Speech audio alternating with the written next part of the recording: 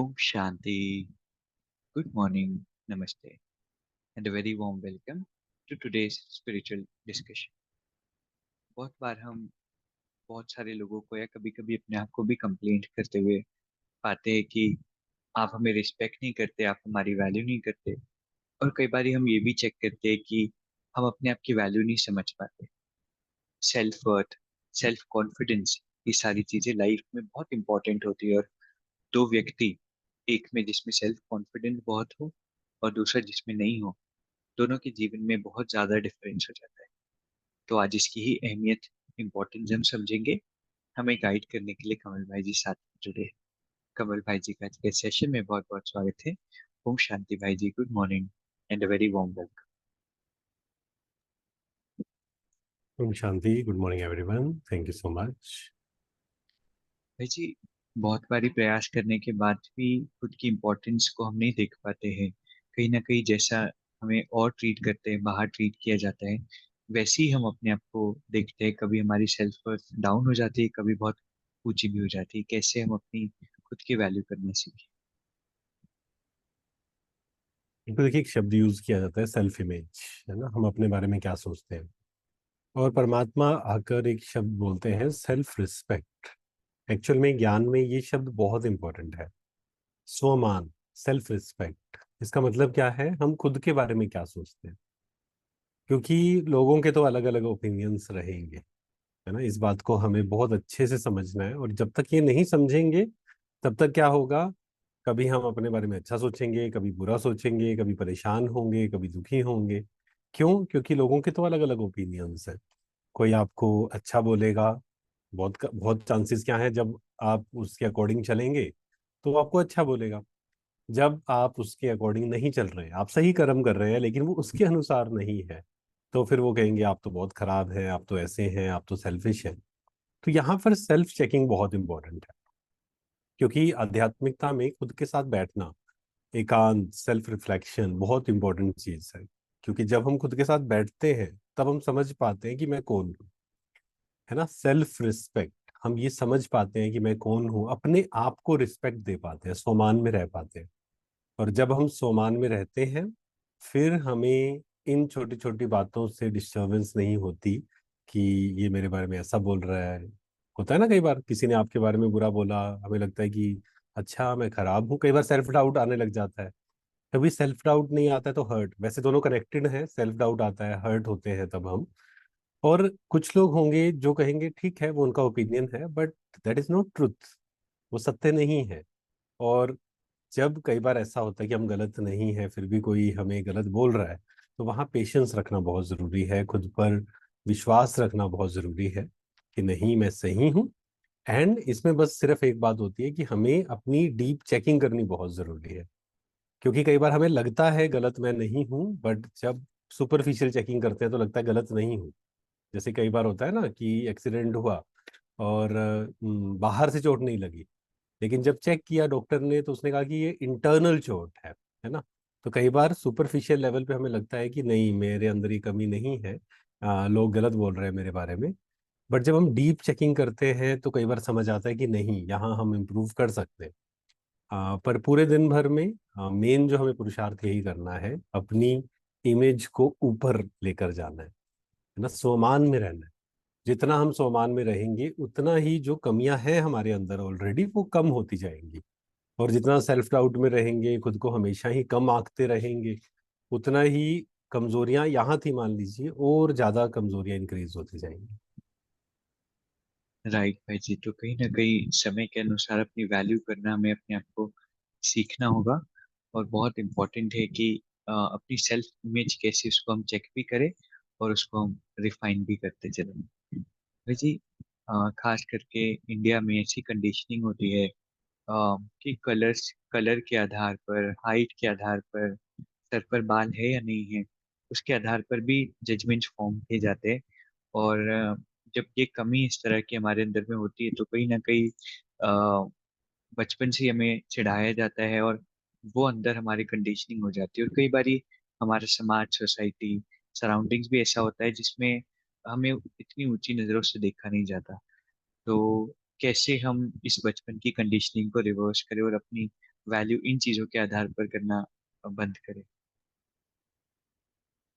हाँ बिल्कुल, देखिए हम सब इस बात को ऑब्जर्व करते हुए कि दुनिया में कई लोग होते हैं, मान लीजिए जिनका कलर थोड़ा सा डार्क है या फिर हाइट कम है या उनको कोई और प्रॉब्लम्स है। तो कुछ लोग होते हैं जो सेल्फ डाउट में रहते हैं हमेशा, मतलब कि वो लो सेल्फ एस्टीम होगी उनकी, उनके शब्द भी वैसे होंगे, एक्शंस भी वैसे होंगे। एंड हमेशा कहीं ना कहीं वो दूसरों से वैलिडेशन की इच्छा करते रहेंगे। They always seek validation from others. और कुछ होंगे जो मान लीजिए उनकी हाइट कम है या कलर ऐसे है, but they are very confident, है ना। वो उन्होंने स्वीकार कर लिया अपने आप को। तो आप देखेंगे कि दूसरे लोग भी उनको स्वीकार कर लेते हैं, दूसरे लोग भी उनको उसी ऊंची नजर से देखते हैं, जिसको परमात्मा एक बहुत सुंदर बात बोलते हैं कि स्वमान में रहने से दूसरे भी आपका सम्मान करते हैं। और जब हम स्वमान में नहीं रहते, हम पहले ही लो सेल्फ एस्टीम में हैं, दुखी हो रहे हैं, किसी के कमेंट से हम परेशान हो रहे हैं, तो लोग और ज्यादा कमेंट्स पास करेंगे। और कई बार क्या होता है, उन्होंने जस्ट वैसे ही कहा, हमने उसको इतना दिल पे ले लिया। क्योंकि सामने वाला व्यक्ति कॉन्शियस है या अनकॉन्शियस है, वो भी तो हमें चेक करना पड़ेगा ना। अगर कोई व्यक्ति अनकॉन्शियस है, मतलब कि वो बेहोश है जीवन में, वो अवेयर नहीं है, तो वो कुछ ना कुछ तो गलत बोलेगा ही, कुछ ना कुछ नेगेटिव बोलेगा ही। तो हमें उनकी बातों से क्यों डिस्टर्ब हो रहा है, जो खुद ही अनकॉन्शियस है। आप सोच के देखिए, उससे हम क्यों परेशान हो। कई बार हम एक एग्जाम्पल देते हैं ना, हमें याद है, बहुत साल पहले की बात है, हम गाड़ी चला रहे थे और पीछे से एक व्यक्ति आया, उसने गाड़ी के पीछे ऐसे हाथ मारा। तो जैसे मैंने देखा तो साथ वाले ने कहा कि नहीं नहीं कोई बात नहीं, ये ना मेंटली डिस्टर्ब है। तो कोई रिएक्शन नहीं था जो साथ वाले थे हमारे से, कि एक्सेप्ट कर लिया कि अगर वो मेंटली चैलेंज है तो ऐसी चीजें करेगा ही ना। उसमें देर इज नो क्वेश्चन दुखी होने का या फिर उतर कर उसको समझाने का भी, क्योंकि वो पहले से ही मेंटली प्रॉब्लम है उसको।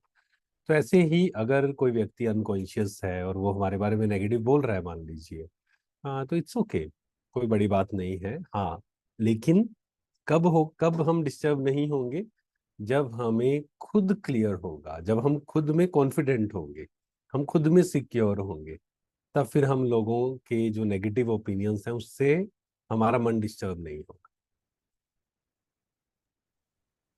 वेरी ट्रू भाई जी। तो सम्मान में हम रहेंगे तो सभी का मान ऑटोमेटिकली हमें मिलेगा, इस बात को हमेशा ध्यान में रखना है। भाई जी, दो इक्वेशंस देखने में आती है कि सब मान दे तब हम अपनी आपकी वैल्यू करें, और दूसरा जैसे आपने बताया कि हम खुद का मान रखें तब ऑटोमेटिकली हमें रिस्पेक्ट मिलेगा। और मेजोरिटी लोगों के अंदर यही देखने में आता है कि रिस्पेक्ट दो, रिस्पेक्ट नहीं करते। पीछे हम अपनी एक फ्रेंड से भी मिले थे तो उन्होंने कहा कि उनके हस्बैंड बिल्कुल रिस्पेक्ट नहीं करते। तो बहुत लोगों की कंप्लेंट होती है कि रिस्पेक्ट नहीं करते, लेकिन हम खुद की रिस्पेक्ट करें कितना इम्पोर्टेंट है। बिल्कुल, देखो ये मांगते रहना एक्चुअल में ये संस्कार वैसे भी अच्छा नहीं है ना। हम मांग रहे हैं कि रिस्पेक्ट करो, हम मांग रहे हैं कि प्यार दो, क्यों हमें किसी से रिस्पेक्ट चाहिए, ये भी तो एक प्रश्न है ना। क्यों हम सामने वाले पर डिपेंडेंट होना चाहते हैं, हमेशा क्यों बंधन में रहना चाहते हैं, क्यों हम इमोशनली अटैच हो रहे हैं सामने वाले से कि ये प्यार से बात करे, ये रिस्पेक्ट से बात करे, तब मैं खुश हूँ। अब ये भी तो आगे भी तो है ना कंडीशन, कि ये मेरे से प्यार से बात, क्यों हम दुखी हैं, क्योंकि ना ये मेरे से प्यार से बात नहीं करते, ये मुझे रिस्पेक्ट नहीं देते। तो कब खुश होंगे, जब सामने वाला रिस्पेक्ट देगा हमें, है ना। सामने वाले को भी तो पता लगना चाहिए ना कि हम भी कुछ है। कई लोग ऐसा भी बोलते हैं। तो ये तो हम डिपेंडेंट हो गए ना, मांग रहे हैं सामने वाले से। और इन सब का सोल्यूशन एक्चुअल में स्पिरिचुअलिटी है। जब तक कोई व्यक्ति कितना भी ये बातें सुन ले, अब कई लोग आते हैं वो कहते हैं हम सुनते हैं, हमें पता भी है, फिर भी अंदर खालीपन रहता है, रिस्पेक्ट लेने की भावना रहती है।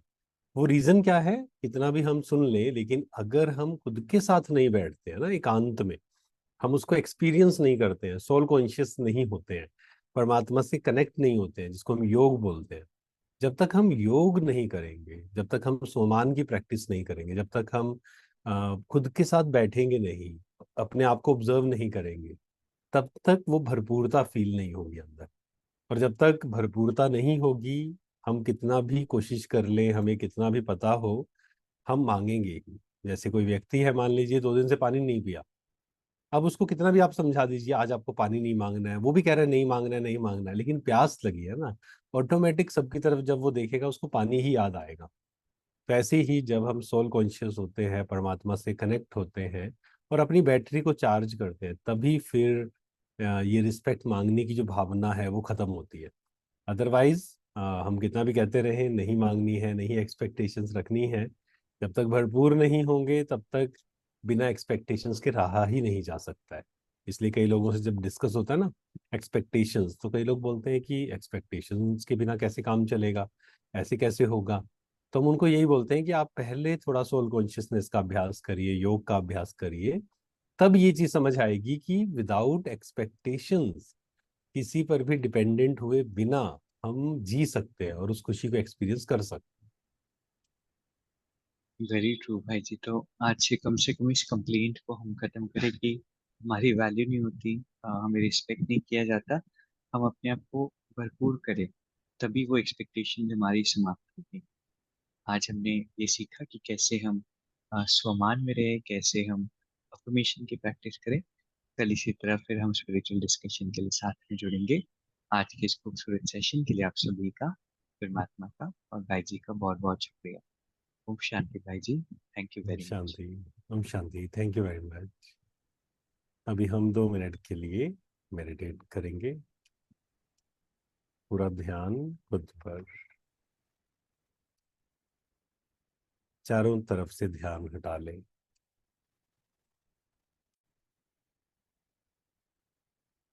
मेरा पूरा ध्यान खुद पर है।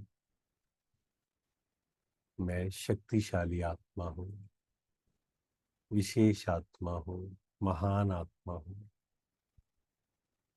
सर्व शक्तियों से भरपूर हूँ।